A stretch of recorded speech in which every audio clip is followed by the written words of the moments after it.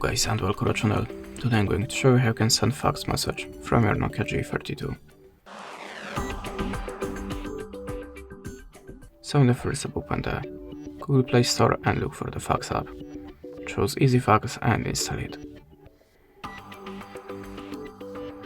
Remember that we have the banner with the free credits. You have to restart the application to show it again after the setup. Now add the permission to the camera and to the files. After that, click on the plus and choose source your document. I got this picture, for example. Now click on the import. Now you can add this shape to your document or the picture. If you're ready, click accept icon. Choose the filter for photo to make it more visible. If you're ready, click accept. Type the number in this place.